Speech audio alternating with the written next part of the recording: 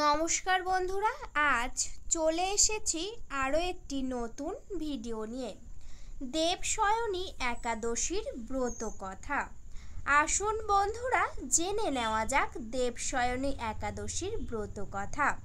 তার আগে বলি বন্ধুরা, আপনাদের কাছে একটাই অনুরোধ, আপনারা পুরো ভিডিওটা দেখুন, একদমই স্কিপ না করে। বন্ধুরা, মহারাজ যুধিষ্ঠির বললেন, হে কৃষ্ণ, আষাঢ় মাসের শুক্লপক্ষের একাদশীর নাম কি? এর মহিমাই বা কি? আমাদের কৃপা করে বলুন। শ্রীকৃষ্ণ বললেন, ব্রহ্মা এই একাদশীর সম্পর্কে দেবর্ষি নারদকে বলে গিয়েছেন। আমি সেই আশ্চর্যজনক কথা আপনাকে বলছি। শ্রী ব্রহ্মা বললেন, হে নারদ, এ সংসারে একাদশীর মতো পবিত্র আর কোনো ব্রত নেই। সকল পাপ বিনাশের জন্য এই বিষ্ণুব্রত পালন করা একান্তই আবশ্যক। যিনি এই পবিত্র পাপ নাশক এবং সকল অভীষ্ট প্রদাতা একাদশী ব্রত না করেন, তাকে নরকগামী হতে হয়। আষাঢ়ের শুক্লপক্ষের এই একাদশী শয়নী নামে বিখ্যাত। শ্রী ভগবান ঋষিকেশের জন্য এই ব্রত পালন করতে হয়। এই ব্রতের সম্বন্ধে এক মঙ্গলময় পৌরাণিক কাহিনী আছে, আমি এখন তা বলছি। বহু বছর আগে সূর্যবংশের মান্ধাতা নামে এক রাজা ছিলেন। তিনি ছিলেন সত্য প্রতিজ্ঞা ও প্রভাবশালী চক্রবর্তী রাজা। প্রজাদের তিনি নিজের সন্তানের মতো পালন করতেন। সেই রাজ্যে কোনো দুঃখ, কোনো কষ্ট, কোনো রোগ ব্যাধি, দুর্ভিক্ষ, খাদ্য অভাব অথবা কোনো অন্যায় ছিল না। এইভাবে বহু দিন অতিবাহিত হলো। কিন্তু এক সময় টানা 3 বছর সে রাজ্যে কোনো বৃষ্টি হলো না। দুর্ভিক্ষের ফলে সেখানে দেবতাদের উদ্দেশ্যে দান মন্ত্রের সাহা এবং ইত্যাদি শব্দও বন্ধ হয়ে গেল, এমনকি বেদপাঠও ক্রমশ বন্ধ হয়ে গেল। তখন প্রজারা রাজার কাছে এসে বলতে লাগলেন, মহারাজ, দয়া করে আমাদের কথা শুনুন। শাস্ত্রে জলকে নাড় বলা হয়, আর সেই জলের ভগবানের অয়ন অর্থাৎ নিবাস। তাই ভগবানের এক নাম নারায়ণ। মেঘরূপে ভগবান বিষ্ণু সর্বত্র বরিশপূর্ণ করেন। সেই বৃষ্টি থেকে অন্ন এবং অন্য প্রজাতির জীবন ধারণ করেন। এখন সে অন্নের অভাবে প্রজারা ক্ষয়প্রাপ্ত হচ্ছেন। এতপর হে মহারাজ, আপনি এমন কোনো উপায় অবলম্বন করুন যাতে আপনার রাজ্যে শান্তি এবং কল্যাণ সাধন হয়। রাজা মান্ধাতা বললেন, তোমরা ঠিকই বলেছ। অন্ন থেকে প্রজার উদ্ভব, অন্ন থেকেই প্রজার পালন। তাই অন্নের অভাবে প্রজারা বিনষ্ট হন।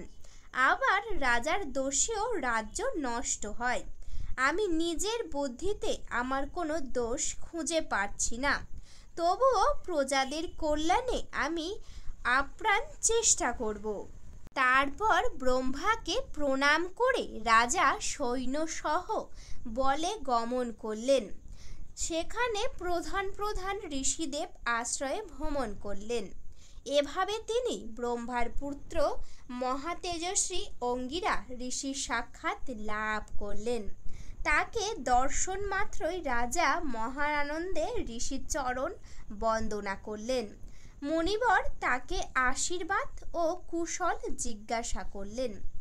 রাজা তখন তার বনে আগমনের কারণ এবং সুবিস্তারে ঋষির কাছে সবকিছুই জানালেন। ঋষি অঙ্গিরা কিছু সময় ধ্যানস্থ থাকার পর বলতে লাগলেন, হে রাজন, এটি সত্য যুগ। এই যুগে সবাই দেবপরায়ণ এবং ব্রাহ্মণ ছাড়া অন্য কেউ তপস্যা করেন না। এই নিয়ম থাকা সত্ত্বেও এতপর সুভদ্র রাজ্যের তপস্যা করছে। তার এই আকার্যের জন্যই রাজ্যের এই দুর্দশা। তাকে হত্যা করলেই সকল দোষ দূর হবে। রাজা বললেন, হে মুনিবর, তপস্যাকারী নিরপরাধ, ব্যক্তিকে আমি কিভাবে বধ করব? আমার পক্ষে সহজসাধ্য অন্য কোনো উপায় থাকলে আপনি দয়া করে আমাকে বলুন। তদুত্তরে মহিষী অঙ্গিরা বললেন, আপনি আষাঢ় মাসের শুক্লপক্ষে শয়নী নামে প্রসিদ্ধ একাদশী ব্রত পালন করুন। এই ব্রতের প্রভাবে নিশ্চয় রাজ্যে বৃষ্টি হবে। এই একাদশীর সর্বসিদ্ধি দাত্রী এবং সর্ব উপদ্রব নাশকারিণী।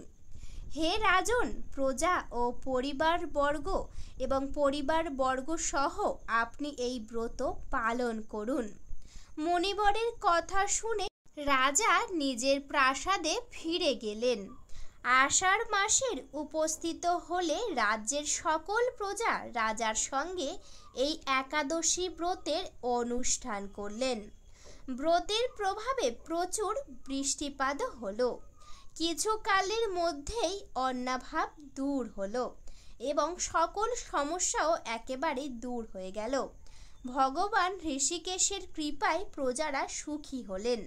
এ কারণে সুখ ও মুক্তি প্রদানকারী এই ব্রত পালন করা সকলের আর অবশ্যই কর্তব্য।